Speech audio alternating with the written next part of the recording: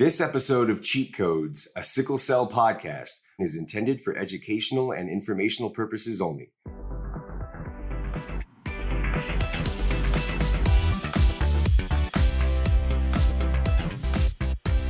Hey there, Warriors. Welcome to another episode of Cheat Codes, a sickle cell podcast with me, Dr. Z.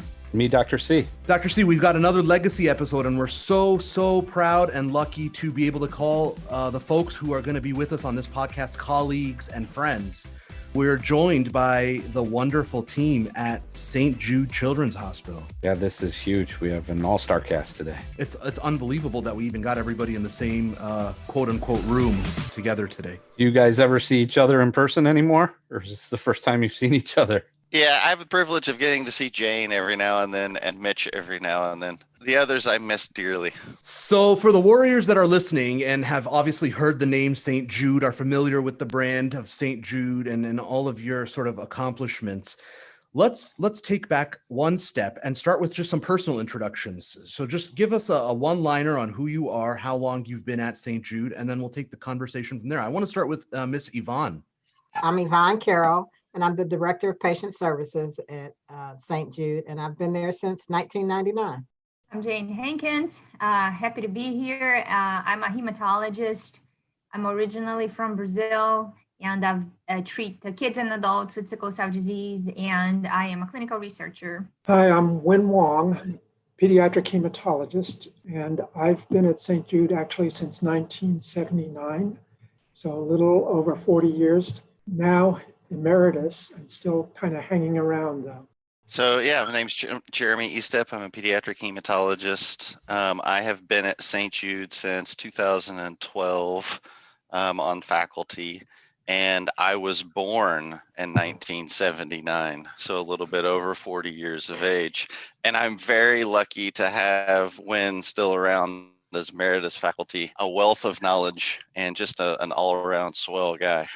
Hello, and nice to meet you, Amar. I came to St. Jude 6 years ago to be chairman of hematology, and before I came, I was a CHOP, and I'm an MD PhD who has always spent about 80% of the time in the lab.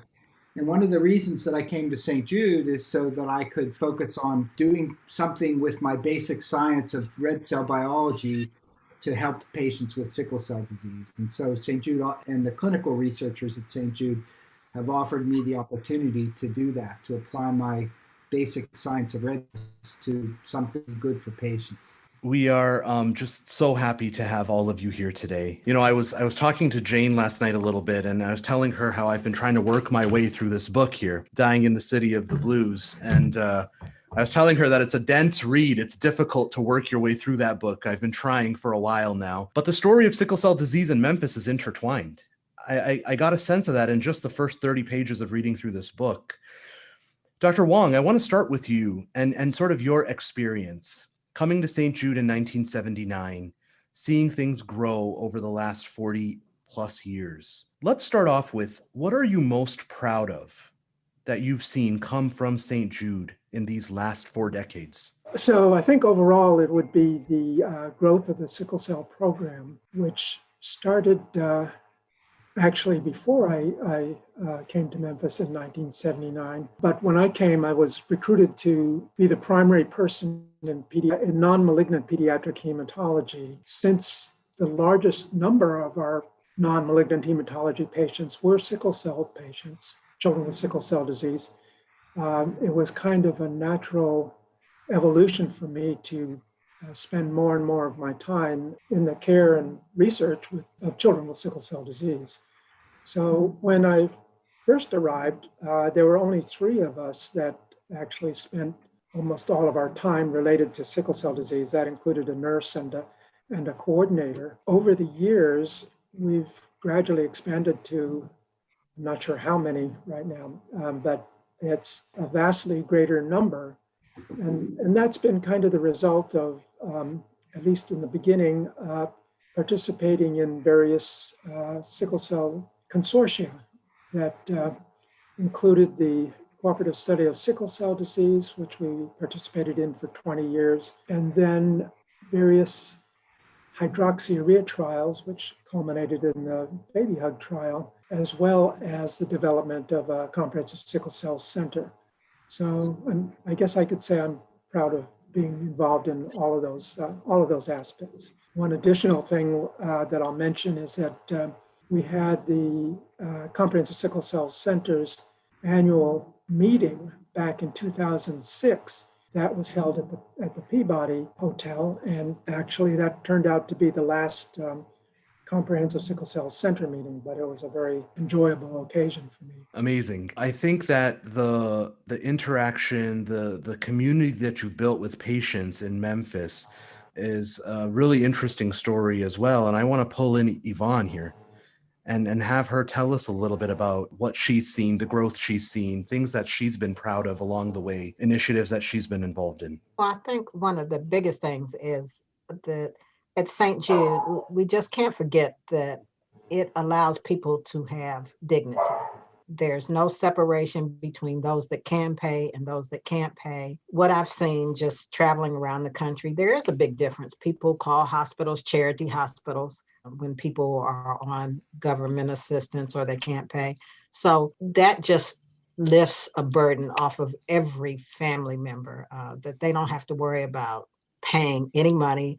We provide transportation. If they're coming from a distance, we provide lodging, we provide food. So all of that is just a matter of giving a family dignity and not having them worry about someone looking down upon them because someone else has more money than they do. That's just one of the biggest things when I go around the country and see how when people talk about how they're treated at some places, that to me is just amazing. And it has always been one of the biggest benefits that St. Jude provides to families and patients. That's so fascinating to me. And I'm curious, is this just like anybody qualifies for this? What are the policies that go into that, deciding who gets to take advantage of this, who doesn't? How does that work? There is no policy. It's every patient. It's the same for every single patient. And it doesn't matter if you make $1 million a year or you make $10,000 a year. Everybody is treated exactly the same at St. Jude. And I just want to throw in that includes all therapies, medicines that are needed for that child, all diagnostic imaging, any hospitalization costs, the entire medical care of the patient is covered. And it's just pediatrics and hematology and oncology. Is that right? It's really mission focused on those small areas. So it's a hospital just built for pediatric hematology and oncology, and the whole mission, the whole focus, the research, the patient care, all the support services are just focused on sickle cell, hematology diseases, and cancer. That's one of the things that when St. Jude was founded, a general pediatric hospital opened right at the same time, right before St. Jude. So one of the things that Danny Thomas decided with his group of advisors, of course, was to not open a general pediatric hospital, but open a specialty hospital. And I think that has been one of the biggest pluses at St. Jude. I'll just kick in terms of where we are right now and with Black Lives Matter that's going on all over the country, that when Danny Thomas founded St. Jude, he founded it as in a policy of no discrimination. And if you think back at the time in Memphis in the early 60s, what was going on at that time, he decided that no patient, if all patients couldn't stay at a hotel, no patients would stay at a hotel outside. And so he effectively desegregated many of the hotels in Memphis. And of course, the same at St. Jude, all patients. And what a lot of people don't know is one of the architects of St. Jude, the first building that was built at St. Jude was designed by a Black architect, Paul Williams. So it has a history of non-discrimination and inclusion since the beginning. I'll just throw in the fact that one of the founders of St. Jude, a supporter of it from the beginning, was Lemuel Diggs, who was a pathologist that described much of the pathophysiology of sickle cell disease for the first time. The first research grant obtained by a St. Jude faculty person was one that Lemuel Diggs was able to to obtain. It was based on sickle cell disease, right? Right. Yeah. And that's he spent his whole career on sickle 1962 cell or disease. something, yeah. Yeah, back in 1962. I'll mention, as far as Dr. Diggs goes, he, in 1994, presented a poster at the ASH meeting. And since he was born in 1900, he was 94 years old at the time he presented that. And I think that's a record as far as I know. That's your goal, right? No, it's not my goal. Yvonne, Now- did you mention the story that St. Jude is the first integrated hospital in the South, that Danny Thomas refused to build the building or refused to support the hospital and that black and white children could be treated in the same hospital? He was very adamant when the hospital opened. Were you here then? I didn't come to Memphis until 92. You know, Danny No. Thomas was from Detroit, so we're still a little sore that he decided to build St. Jude's in Memphis. Well, you owe it to the archdiocese there in Detroit. So he actually went to the archdiocese of the church that he was praying at and belonged to, and the archdiocese was from Memphis and directed him here to put the hospital in Memphis because he knew there was a need. Well, it worked out pretty well. So It's probably also worth mentioning to you guys that St. Jude won't take. We treat patients that are within our catchment area, which is, I think, about a 200-mile radius around Memphis. For general care, you have to be in the catchment area. If we're doing research protocols, we will take patients who are eligible for research protocols outside of that area.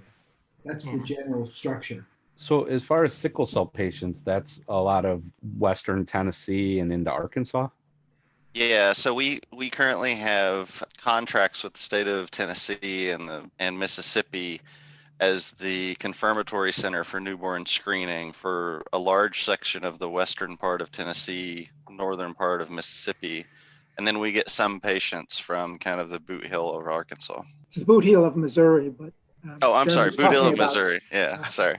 About eastern Arkansas, we do get patients from there. now I was talking in preparing for this podcast, me and Dr. Callahan were talking a little bit about things that we know about St. Jude, and he told me something I didn't know about the initiation of curative therapy and the first potentially, and I want you guys to confirm this. What we had read is that the first transplant to cure sickle cell disease happened at St. Jude. Is that true? That is true. Yes. So let me clarify.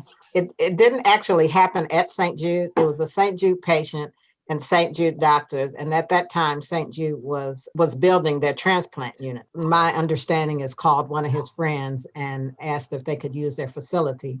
So it's an amazing story. They all got in the ambulance, and the doctors and the donors went down and did the procedure and came back to St. Jude for the follow-up. So the patient and the doctors were St. Jude doctors, but physically it was not done at St. Jude. But she is, Kimberly Wilson George is doing well. She is phenomenal. She's married, has 3 children, and is an advocate for sickle cell disease.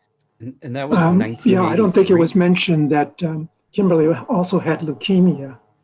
And so the transplant was actually to cure the leukemia, but in the course of the transplant, her sickle cell disease was also cured. That's actually a really good segue because, you know, we're moving quickly into this age of curative therapy. It's evolving fast. And of course, we've got, you know, Dr. Mitch Weiss here with us. So I want to hear a little bit from you, Mitch, about what's happening at St. Jude in 2020. Where has curative therapy, this road for curative therapy, where has it led and where is it going? This is a very important part of our program now. In the last 6 years, we hired a new chairman of the bone marrow transplant program, Stephen Gotteschock, whose specialty is immunotherapy for cancer, CAR T cells. He also appreciates the need to do cutting-edge bone marrow transplantation and cellular therapies for non-malignant disorders, including sickle cell disease. And so he's been a great partner in this effort. And we have been trying hard to build that effort up for curative therapies based on cellular transplantation. So what Stephen and I have done together is to hire Akshay Sharma, who is a talented young transplanter who is interested in sickle cell disease cellular therapies. The other important thing is that Jane has a footprint in the adult hospitals, because we have to, for the most cutting edge curative therapies, we have to recruit, we have to start with adult patients. As you know, in order to do these kind of therapies, you need good clinicians and researchers, laboratory researchers and good clinicians to make sure that the laboratory researchers aren't overly aggressive with their therapies and are applying them properly. All of our clinical people have been working with the bone marrow transplant group to design clinical protocols for our sickle cell patients. And so we have opened up a protocol. We're working on both allogeneic transplantation and autologous genetic therapies. And so Akshay has opened up a protocol for matched SIB low-intensity conditioning transplant for sickle cell disease, and we've treated a few patients, and they're doing well. I'm not sure if this is open yet. He is working on a haplo transplant protocol as well. We're also trying to, I'm strongly encouraging him to interact with a larger group of transplanters so that we can bring in some collaborative multi-center work. But we're also a site for the CRISPR therapeutics trial, and we're in the middle of treating 2 patients. Like this week, we just infused one of the patients with the modified cell product. We are beginning to enroll patients for the Vertex genome editing trial as well. And we have worked with John Tisdale at the NIH on a clinical trial for plurixiform mobilization of hematopoietic stem cells, because you have to do that in order to do gene therapy. And I should say that again, Jane has been instrumental in helping to recruit those patients, and both Jane and Jeremie have played a role in overseeing those protocols from the hematology end. As part of the collaboration. On the research end, when I came here, I changed my research somewhat so that about 50% of my laboratory is working on genome editing and other genetic therapies for sickle cell disease. And I hired a new faculty member whose expertise is in the biochemistry of genome editing and the detection of off-target effects. And we have a GMP facility at St. Jude that is interested in helping to develop these therapies. So right now we have begun allogeneic transplantation and haploidentical transplantation, allogeneic matched SIB and haploidentical. We're enrolled in 2 industry genome editing protocols, and we are working together as a large group to develop our own genome editing protocols. This is a group of clinical people and research people and GMP, and we have received funding to do that from the Doris Duke Foundation and also from the NIH, and we have institutional support as well.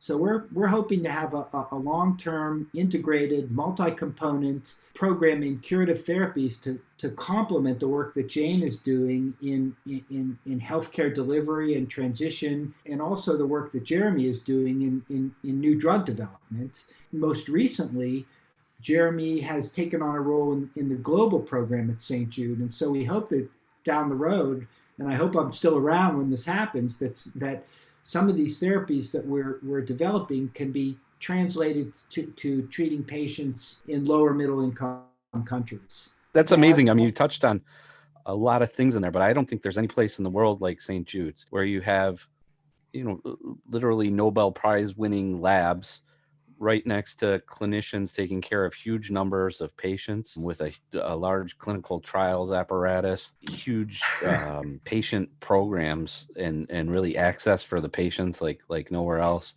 international programs, translational research, genomics, and a GMP facility that you can actually produce these things for a commercial grade study. I mean, you have a long history of gene therapy research there, and cancers and hemophilias, and now moving that into sickle cell. I don't think there's anywhere else in the world that can do these kind of things. So, hey, listen, you guys are both welcome to come work here.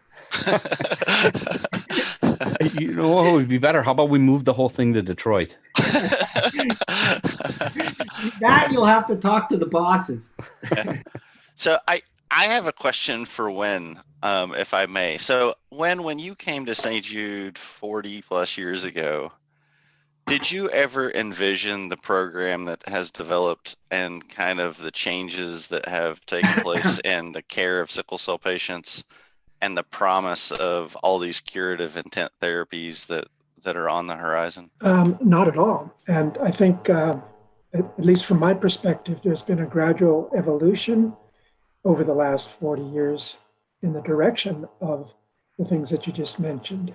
From my point of view, the most striking thing has been the change from having no treatment other than supportive care, really, for sickle cell patients, and in particular for acute vaso-occlusive events, to then having hydroxyurea, which greatly improved the overall care and survival of sickle cell patients, and to now having lots of different drugs, several of which you're working on, as potential options for the care of sickle cell patients.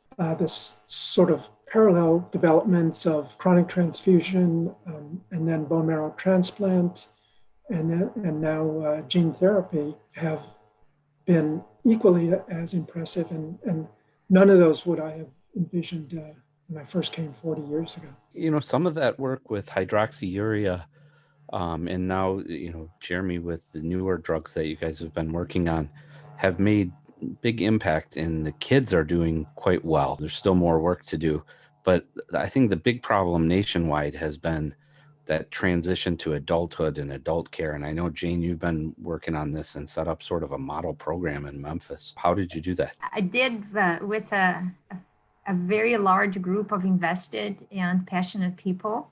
This is the kind of work that we never do alone.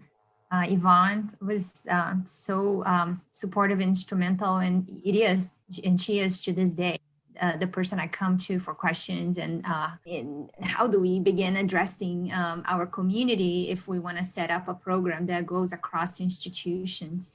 But it was really an observation that if we one day wanted to be a cutting edge institution, that we delivered the best treatments, and that we wanted our patients to participate in the opportunities for research, we had to provide good care.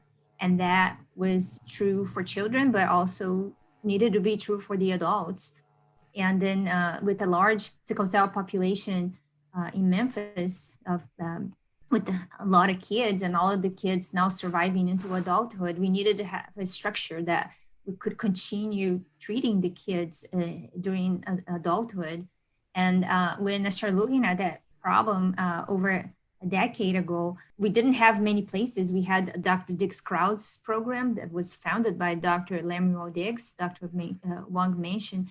And that program wasn't enough to care for all the adults in Memphis. We had like 2 times, 3 times more adults that the program could absorb. So the other thing that I realized was that our kids did not want to go. And so I had to understand why they didn't want to leave. Well, the care was great, but also they were afraid, they were scared. So it was a lot of groundwork that needed to happen. We couldn't really continue giving great research without good care. I mean, how do we investigate new drugs, gene therapy, even if we don't care for the patients?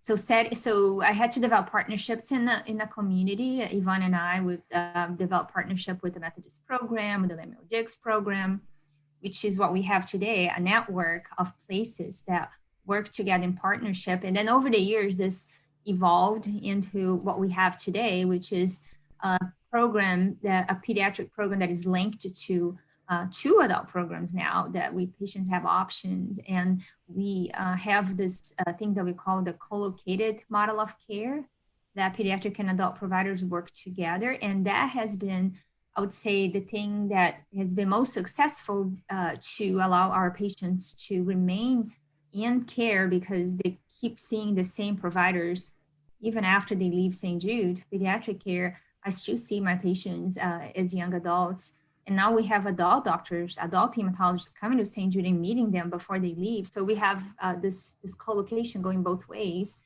And that has been very successful to allow the patients to remain engaged in adult care, which was a big problem when we started. Care abandonment was huge. And it is, not at all like it used to be. and then patient satisfaction and the trust that we developed with them. And it was really hard to let them go, knowing that I was delivering them to a place that wasn't sure that they could continue that trust relationship, but now it's different. And then because of that, I can, when I see them on the adult side, I can say, look, there's an opportunity for a new treatment, a gene therapy, and they trust, and they said, oh yeah, I want to be the first one to try. And so we have 5 patients right now. One that Mitch mentioned is undergoing the gene therapy treatment right now, and we have 4 more waiting in line. And that's all trust that we developed, good treatment, and they're willing to try different things. Same with the new drugs. That highlights what Win and Jane just said, a couple of things that, this institution has had a hand in many of the transformative studies and trials over the years in sickle cell disease, because there's been, dozens of physicians that have worked here that are passionate about the sickle cell population. But we wouldn't be able to do the things that we have described if we didn't have significant support from our administrative leadership at the hospital.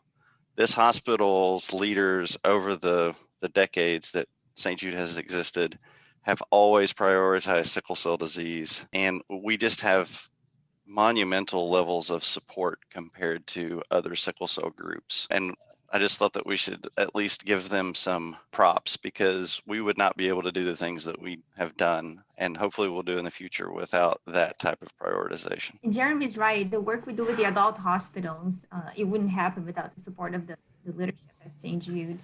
And I remember when I was a fellow working with Wang, that was, I won't say how many years ago, but I remember when things were gaining traction and when it was getting NIH grants and hydroxyurea was being tested, that we realized the care was fragmented, because we had some kids in the general hospital going to the general hospital, some kids coming to St. Jude. The institution said, no, we'll bring it all together. We'll consolidate the program at St. Jude. And that's when really things took off. Another thing I was really impressed with, and I think this is probably related to that, when you have these strong relationships with your patients and it's all in one system, you're able to capture a lot of clinical data and really study sickle cell disease over a lifespan and look at different conditions that happen in sickle cell in a really clear way, using a lot of clinical data, and then marry that with this basic science research that's going on in genomics. And you have really powerful tools to find new targets for drugs, to find answers to questions about, why are some patients doing better than others? So what are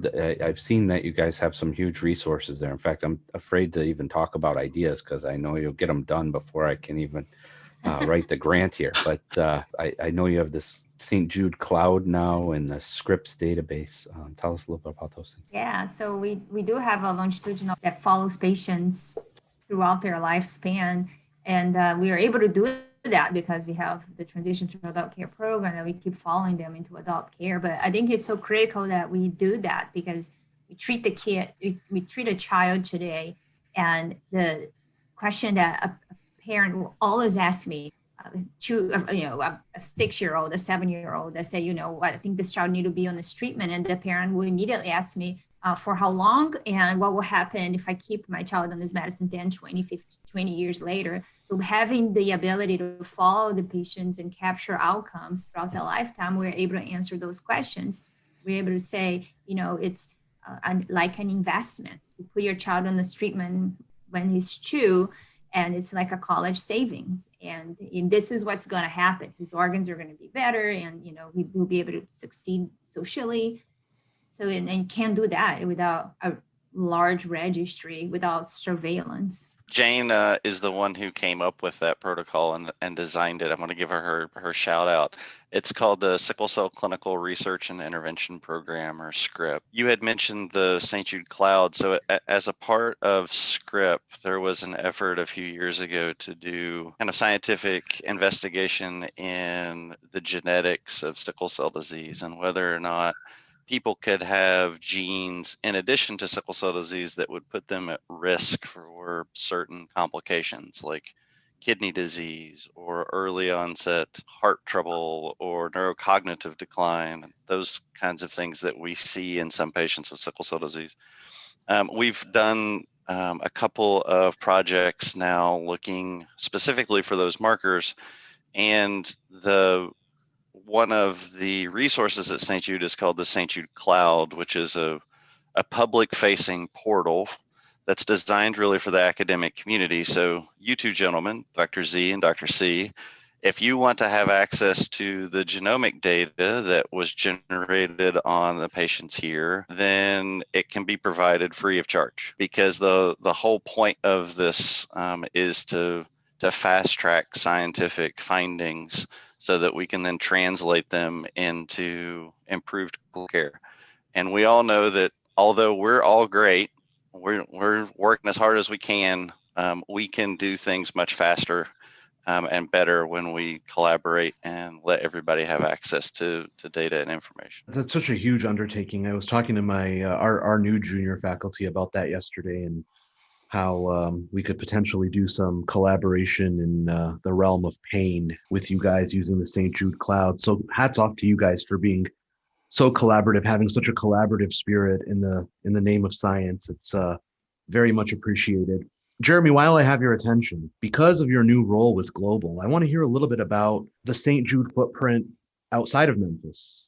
Tell us a little bit about what St. Jude is doing for sickle cell disease outside of the confines of Tennessee. I became involved in international medicines basically because I gained a lot of experience in doing clinical trial work, and there were a couple of clinical trials that were ongoing in sub-Saharan Africa that I helped a friend, colleague, and mentor, Michael DeBon, on a couple aspects. And while I was collaborating with him, I developed a relationship with the local hematologist there, and it became pretty clear that there were some things that we as an institution and myself as an investigator, we had things that we could offer them to be able to improve the care that was delivered in Nigeria, and specifically in Kano, Nigeria. So over the past couple of years, we've been working with a university hospital in Kano to establish newborn screening programs. And what people may not realize is that even in the United States, prior to the onset of newborn screening, there was a fairly substantial amount of infant mortality that was directly related to sickle cell disease. And by implementing newborn screening and universal penicillin prophylaxis and pneumococcal vaccinations, comprehensive education of parents, you can make very dramatic reductions in mortality rates for children under 5. We have been establishing those programs in Kano, and actually, after a couple of years of effort, we have now started seeing patients in a comprehensive sickle cell clinic in Kano, Nigeria. And when I say comprehensive sickle cell clinic, I actually mean comprehensive based off of the standard of care that I use in my clinic here at St. Jude. Wow.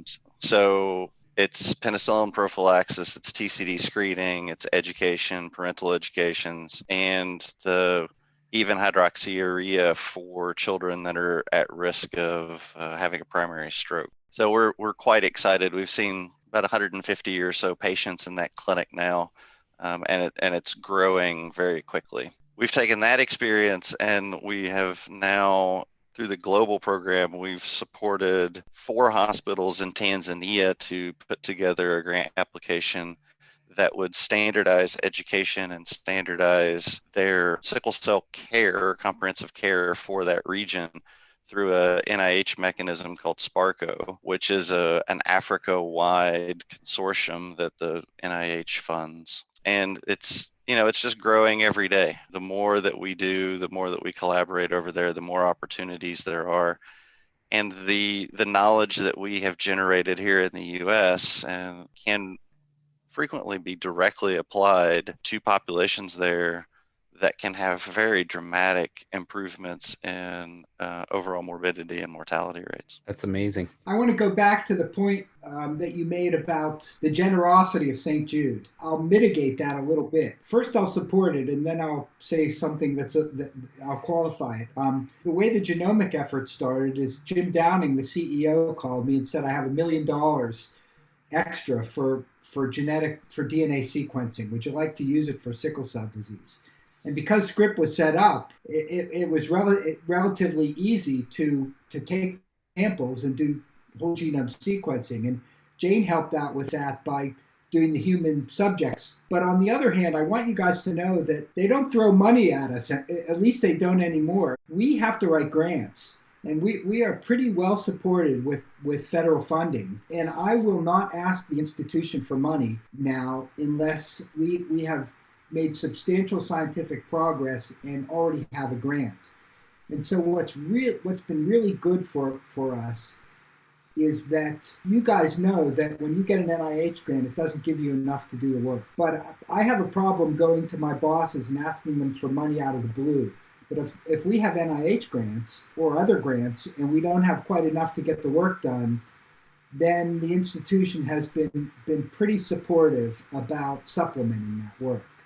But there's a pretty heavy layer of academic rigor now. And having a grant will go a long way in convincing them that what we're doing is peer supported. That very much is true, but what I was referring to earlier was the level of support that we have for the number of faculty that we have for sickle cell disease and the level of support that they give us for direct patient care.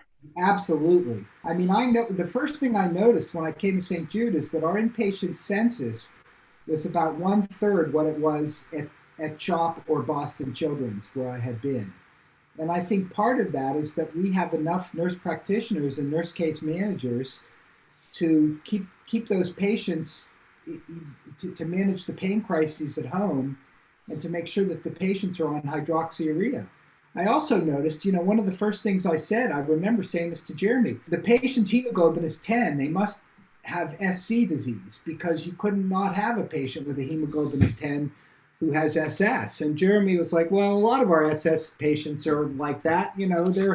They're tuned up on their hydroxyurea. We probably have 2 or 3 times more staff than most other hospitals to manage the patients. And this goes back to the very beginning of what Yvonne said, that we're really proud to be able to treat our patients under those conditions. I'll just say it's a level of trust with the doctors. The patients can tell that the doctors care about them, and the advanced providers and nurse case managers, that they care. We have an extremely high rate. We are a research hospital. That's what St. Jude was founded to do, be a research hospital. But as a good neighbor policy, they provide care to anybody in the catchment area that has any of the diseases that we treat, which means with the Memphis population, over 900 children with sickle cell disease. And that's a huge number for a hospital to take in when you're providing complete care for everything. But the doctors, I think, are a big part, the reason that we have such a high rate of participation in our clinical trials. And I think when you compare it to around the country and around the globe, I think we have one of the highest rates of patient participation for our research projects. Yeah, actually, if you look at the participation rates for the SCRIPT protocol, the lifespan cohort, over 95% of the people that we approach consent. And of the ones that consent, there are various kind of levels of participation. Almost all of them participate in every level. It's really phenomenal. I've got to ask Yvonne, for you this question, and maybe also for you, when here in Detroit, the culture of trust has been helped by the presence of a really strong community-based organization that was led initially by Charles Whitten and now by his daughter, Wanda Whitten-Sherney. I wonder what type of community partners you guys have there in Memphis that help you create that sense of community. Are there any CBOs that you guys interface with regularly? So we've worked really hard. And again, the level of support with working with the community organization, the Sickle Cell Foundation of Tennessee, covers the entire state of Tennessee. And we work with them on numerous projects at every level, podcasts, webinars, help them with walks, help them with community-based grants that they're putting in. We've partnered with them for over 15 years. Even before they we encouraged them to become separate foundation. And so it's been an extremely, extremely good level of participation. And it's comforting. I know Wanda well, and she's great. But the founder, Trevor Thompson, died.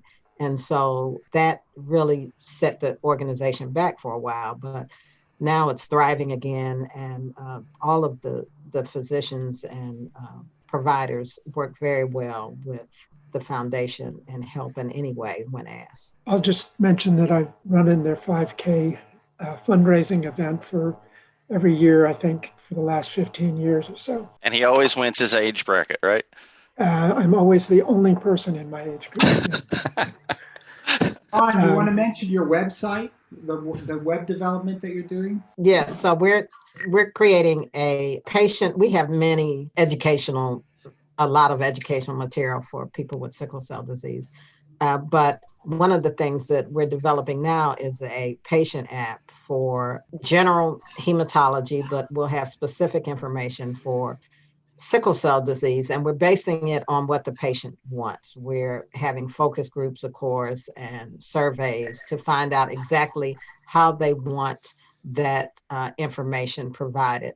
And a lot of this was based on the work that Jane has done with patient app and patient education and development, and her In Charge app that she developed, which is phenomenal. Jane, you want to talk a little bit about that? Sure. Hydroxyurea app? Yeah, absolutely. So that's an NIH funded study that we have, that we developed an app to help patients take hydroxyurea. And that was developed with the patients, including the name In Charge Health. So, and that's really, I think, where a lot of the things are going, a lot of the field is going. So it's how you package the information, how you help the patients engage in treatment, which is, so it's almost like, Jeremie Wang and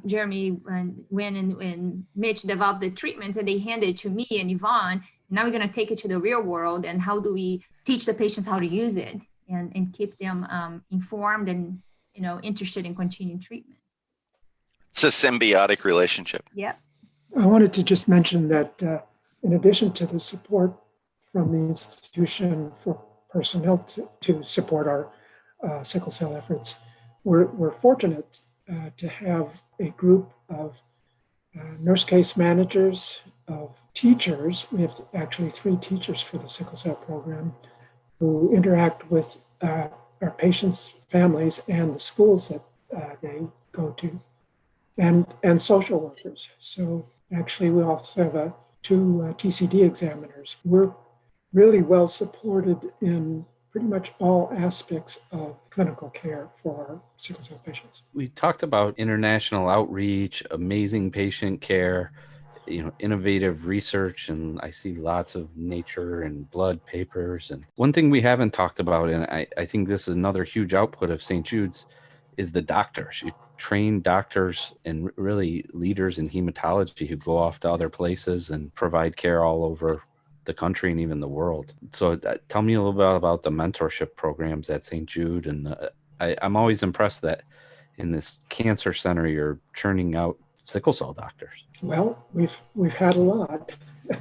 And I think we're fortunate that a significant proportion of the fellows decide to go into non-malignant hematology. Many of them work in one of the labs, such as Mitch's lab, or labs associated with other aspects of hematology. And some of them, including both Jane and Jeremie, were fellows that went through the St. Jude Fellowship and decided to spend time in sickle cell care and spend their careers taking care of sickle cell patients. I think one of the reasons that happened for me, and it was going through that clinic and seeing the level of care that was provided, and the fact that in providing that level of care through that clinic, you could make a substantial difference in individuals with sickle cell disease lives. And I'm not sure that the every trainee at other institutions gets to see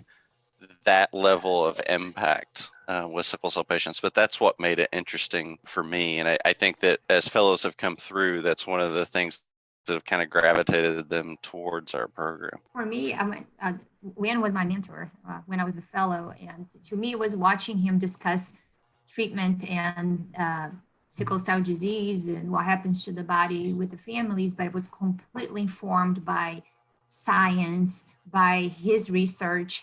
So I distinctly remember the rigor in his presentations and discussions with patients, that it was never, I think this may happen, it was all based on data and results, and he could always quote the research, a colleague or his.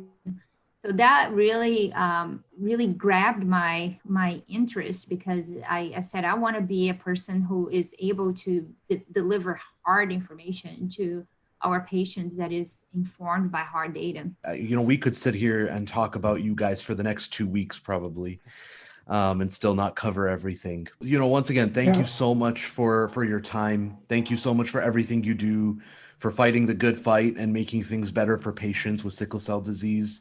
And I hope that we can do this at some point in the near future again, and stay connected. And like live in person over a beer somewhere.